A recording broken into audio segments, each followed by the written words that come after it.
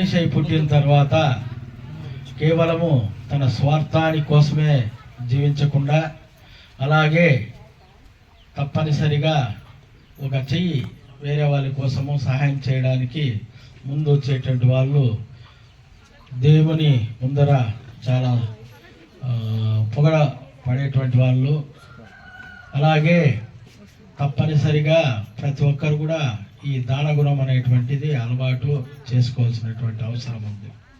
అలాగే ఒక మంచి ఆశయంతో 10 మందికి సాయం చేయాలనేటువంటి ఉద్దేశంతో ఈ యొక్క పద్మ సుగుణ చారిటబుల్ ట్రస్ట్ అనేటువంటిది ఏర్పాటు చేయడం చాలా మంచిది, పేరెన్నిక కన్నది. అలాగే శ్రీమతి మధుబాల గారు వారి యొక్క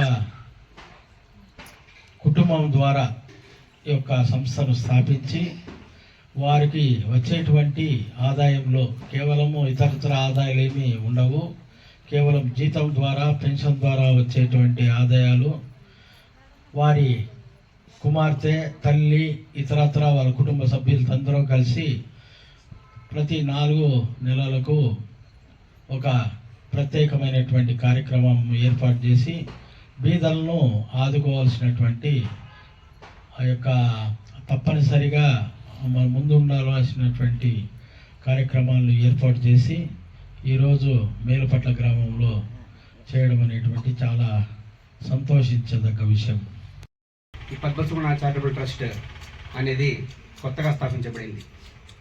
ఇందులో ఏమంటే కులమతాలకు అతీతంగా ఈ ట్రస్ట్ అనేది సహాయం చేస్తూ ఉంది. అది అందరూ గుర్తుంచుకోవాలి.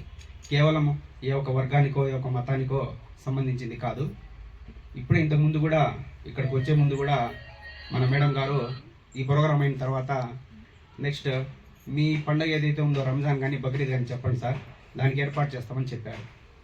సో ఇది కేవలము ఒక మతానికో ఒక వర్గానికో కాకుండా మేడము అన్ని మతాల వారిని కులాల వారిని ఎవరైతే బీద పిల్లలు ఉంటారో బీదోళ్ళు ఉంటారో వాళ్ళకి సహాయం చేయాలనే ఉద్దేశంతో ఈ ట్రస్ట్ని స్థాపించారు. అదేవిధంగా ఇంతకుముందు కూడా బీడీ కాలనీ కానీ ఇంకా వేరే చోట చర్చిలో యాచకులతో సహపంక్తి భోజనాలన్నీ చేశారు. అదేవిధంగా మేడం ఇంకా ఎన్నో మంచి పనులు చేస్తూ ఈ ట్రస్ట్ ద్వారా చాలామందిని తన సొంత ఖర్చులతో వేరే ఖర్చులు లేకుండా ఏదైతే వాళ్ళ ఫ్యామిలీ మెంబర్స్ వాళ్ళ శాలరీస్ కానీ పెన్షన్స్ కానీ వస్తున్నాయో వాటితో పెట్టడానికి చాలా ఇబ్బంది పడతారు. కానీ మేడం వాళ్ళ సొంత ఖర్చులతో వాళ్ళ ఫ్యామిలీ మెంబర్స్ ఉండే ఖర్చులతో ఈ ట్రస్ట్ని ఏర్పాటు చేసి కుల మతాలకు అతీతంగా అందరికీ సేవ చేయడం అనేది చాలా శుభదాయకం. ముఖ్యంగా ఈరోజు మాట్లాడే విషయం ఏమంటే మామూలుగా ఈ ప్రోగ్రాం వేరే కావునింది. అయితే మన మధుబాలమ్మ గారున మేల్పట్లలో ఇస్తామని చెప్పినప్పుడు అమ్మ మనము క్రైస్తవులకే అనేది వద్దు అని చెప్పిన తర్వాత అన్ని మతాలకి ఇవ్వడం జరిగింది. ఇక్కడైతే హిందువులు ముస్లింలు క్రైస్తవులు ఎస్సీ ఎస్టీ బీసీ ఓసీ అన్ని కులస్తులు ఉన్నారు. చాలా సంతోషకరమైన విషయము. 90 మందిని మనము ఎన్నుకోవడం జరిగింది. అందులో ఎవరికంటే వారికి కాదు, నిజంగా భర్త లేని చనిపోయిన వారు, మరి భర్త లేకుండా ఉన్నవారు, మరి ముఖ్యంగా 60 సంవత్సరాలు పైబడిన వృద్ధులు పురుషులు, వీరిని మనము ఎన్నుకోవడం జరిగింది. దాదాపు 90 మంది. ఈరోజు ఇంకా 20 మంది రాలేకపోయినారు. ఎందుకంటే ఏదో ఒక చావు కారణంతో రాలేకపోయినారు. కొంత మా లిస్టు ప్రకారం అయితే అంతా 90 మంది ఉన్నారు. రాబోయే రోజుల్లో ఇంకా కూడా ఈ ట్రస్ట్ దీంట్లో 90 మంది కాకుంటే 150 మందికి కూడా మనం చేస్తామనే దృఢ నిశ్చయంతో మన మధుబాలమ్మ గారు ఉన్నారు. అందరూ ఆరోగ్యంగా ఉన్నారా? పద్మసుగుణ చారిటబుల్ ట్రస్ట్ గురించి అందరూ చెప్పింది విన్నారు కదా.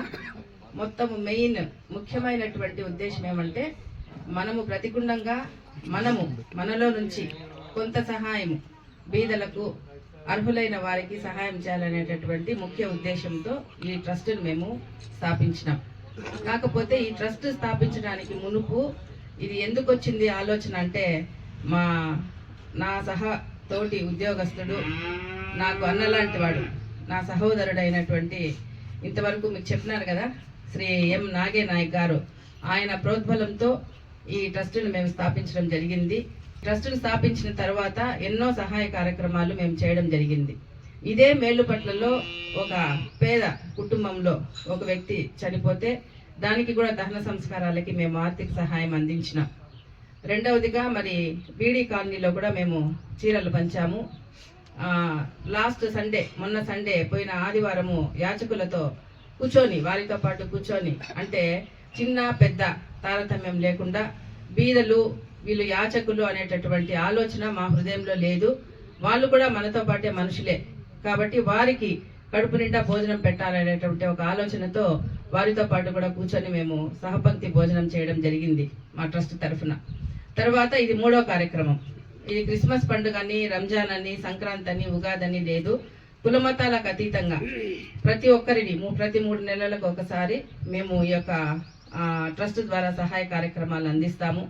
ఎవరైనా బీద కుటుంబాలను చనిపోతే వారికి ఆర్థిక సహాయము, తర్వాత బాగా చదువుకుంటున్న పిల్లలు ఎవరైనా ఉంటే వారికి బుక్స్ తీసేయడము, లేదా ఫీజులు కట్టలేని పరిస్థితి ఉంటే ఫీజులకు డబ్బులు ఇవ్వడము అనేది కూడా జరుగుతుంది. ఈ కార్యక్రమంలో భాగంగానే ఈరోజు మాకు అన్నలాంటి వారు మన కృపాకర్ అన్న గారు, ఆయన ప్రోద్బలంతో మా మేలుపట్లలో ప్రోగ్రాం చేద్దామన్నప్పుడు మేము సంతోషంగా మేమందరము ట్రస్టీలు, మా అమ్మగారైనటువంటి ట్రస్టీ, మరి నా కుమార్తె ఆమె రాలేకపోయింది, మేము ముగ్గురము కలిసి కూర్చొని ఆలోచించుకొని మేము ఈ యొక్క ప్రోగ్రాం మేము స్టార్ట్ చేసినాము. ఇది 100 మంది ప్రోగ్రాం ఇది. కాకపోతే రాబోయే దినాల్లో మేమంతా మొత్తం కాలనీ మొత్తం ఎంచుకొని చిన్న పెద్ద వయసు అట్లా తారతమ్యం లేకుండా ఇది మొదటి అడుగే మేము వేస్తున్నది. కాబట్టి మేము ఇంకా డబ్బులు కూడా పెట్టుకొని మేము మీకు ఇంకా ఎక్కువ సహాయ సహకారాలు అందించగలము. చారిటీ చేసిన వాళ్ళే, ఇంతకు ముందు కూడా చారిటీ చేసేదాన్ని, ఎవరికీ తెలిసేది కాదు. కాకపోతే ఇది నలుగురికి తెలియడంలో బాగుంటుంది కదా అనే ఉద్దేశంతో మేము సమాజంలోకి రావడం జరిగింది.